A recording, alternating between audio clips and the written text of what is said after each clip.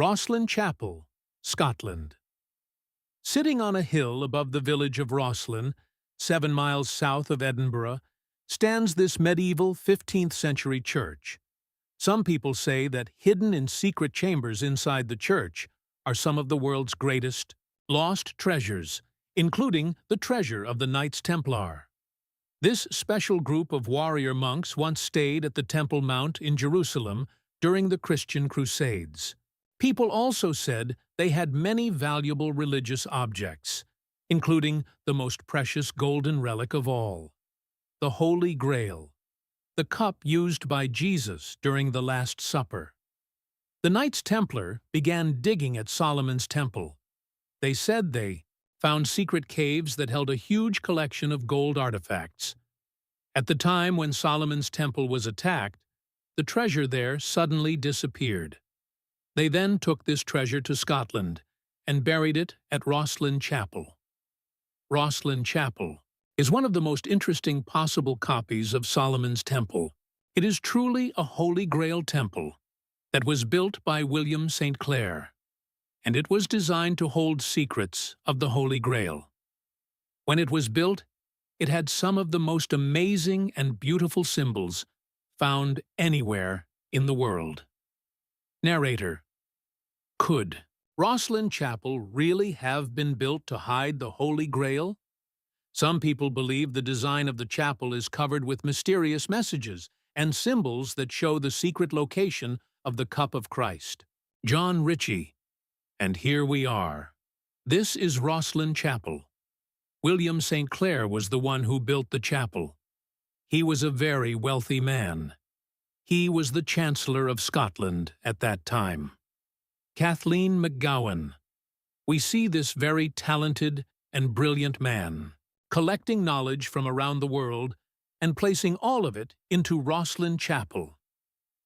Narrator: among the many carvings in the walls of Rosslyn Chapel are faces called the Green Men, pagan gods that represent growth and rebirth. Some believe these strange faces give a clue that the chapel really does hold the Holy Grail. These carvings themselves have a double meaning. They have always had a double meaning. The Green Man appears in more than 110 different places.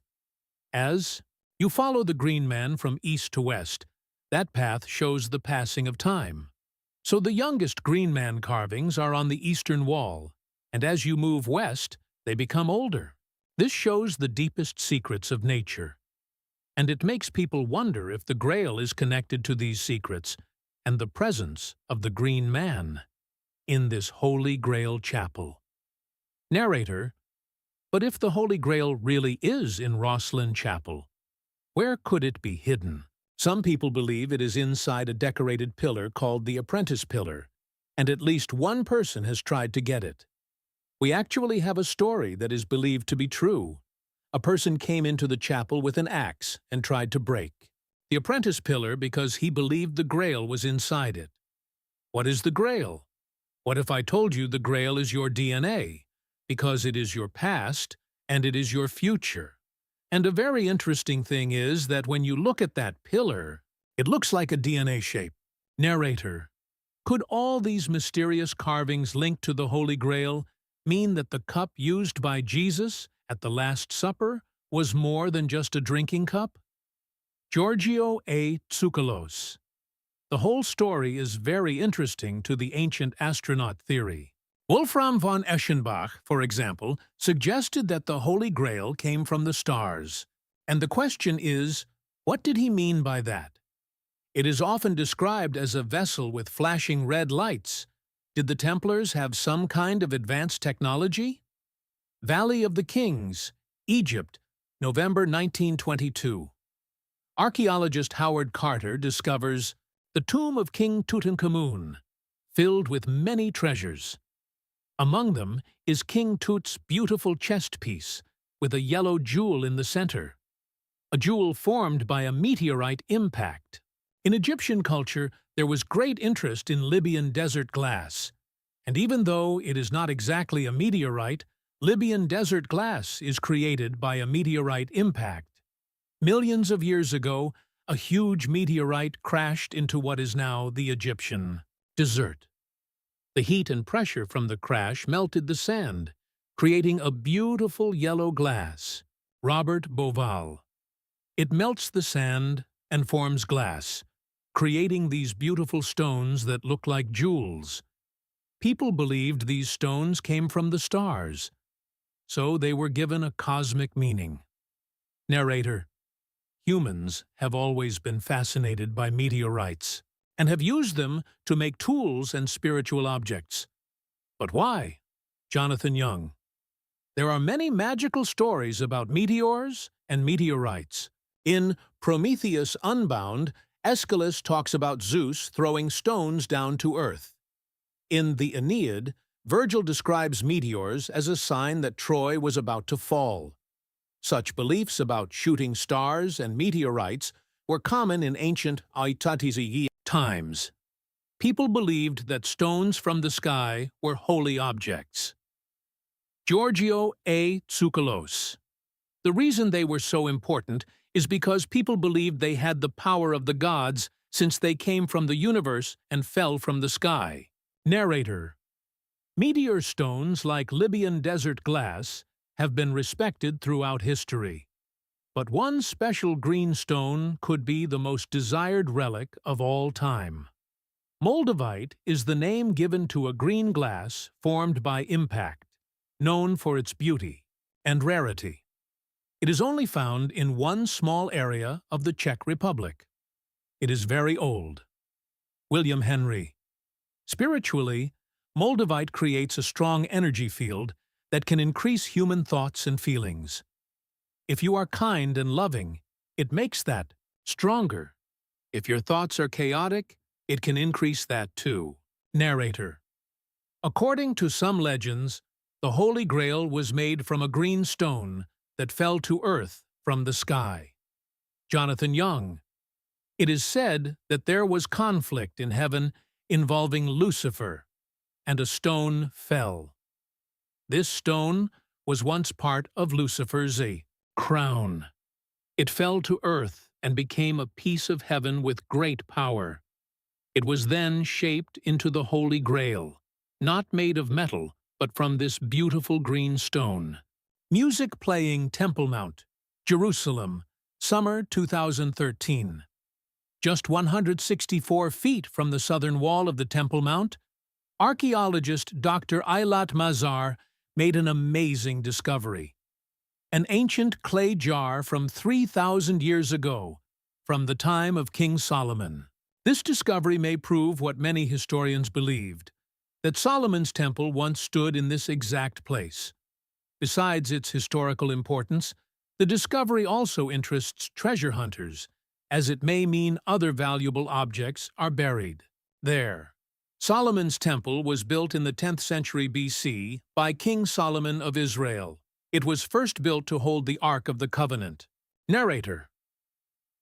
According to the Hebrew Bible, Solomon's temple was built by direct command from God. Even though it is best known for holding the Ark of the Covenant, and maybe even the Holy Grail, some treasure hunters believe another important object may be buried there. An object that ancient astronaut theorists say came from outside Earth. Solomon's Ring. One of the lesser-known great treasures of history is Solomon's Ring. It is said this ring had the name of God written on it in a secret way. The ring showed power from beyond this world. Whoever had the ring could control anyone who recognized its power. In Islamic texts, Solomon's ring was given to him by angels. It gave him magical powers. With this ring, he could control jinn or genies. Narrator. According to both the Quran and the Hebrew Talmud, Solomon's ring also helped him build the temple. This ring somehow gave him power over beings from another world, often called demons. You can call them genies or even extraterrestrials. Solomon needed advanced technology to build his temple. He knew he had to contact Ashmedai, also known as Asmodeus, the leader of the demons. Music playing. With this ring, which was not made by humans, Ashmedai was forced to help Solomon build the Temple of God. Narrator. In 1933, Adolf Hitler came to power and took control of Germany's military, political, and economic systems through the Nazi Party. For years, Werner von Braun avoided joining the Nazi Party, but on November 12, 1937, he was forced to join. He said he had no choice. He believed it was either join or face death like others who refused. Von Braun did not support the Nazi movement, but he used it to develop his rockets. Narrator. In 1944, with help from the German government, von Braun launched the A-4 rocket, later called the V-2. While his first rocket only reached 1.4 miles, the V-2 reached 108.5 miles and became the first human-made object to reach space. Pearlman. The V-2 rocket was a single-stage, liquid-fueled rocket unlike anything before it. There were no other rockets like it at that time. Von Braun combined theory with real-world use to create the first rocket that could reach space. Narrator. How did von Braun advance rocket science so quickly? Was it because Germany gave him huge support? Or was there another reason? On July 1, 1935, Heinrich Himmler created Ahnenerbe, a special Nazi group that studied German history and culture.